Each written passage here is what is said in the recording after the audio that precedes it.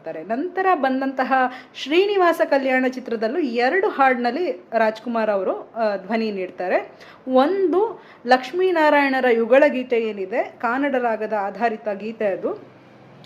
ನಾನೇ ಭಾಗ್ಯವತಿ ಇಂದು ನಾನೇ ಪುಣ್ಯವತಿ. ಈ ಹಾಡು ಎಸ್ ಜಾನಕಿ ಅವರೊಟ್ಟಿಗೆ ಅವರು ಹಾಡ್ತಾರೆ.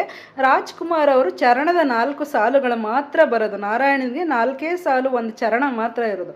ಪಾಲ್ಗಡಲ ಕಡೆವಾಗ ನೀ ಜನಿಸಿದಂದೆ ನಾನಿನ್ನ ಕಂಡೆ ಬಲು ಮೋಹಗೊಂಡೆ, ಪಾಲ್ಗಡಲ ಕಡೆವಾಗ, ಈ ಸಾಲುಗಳನ್ನು ಹಾಡ್ತಾರೆ.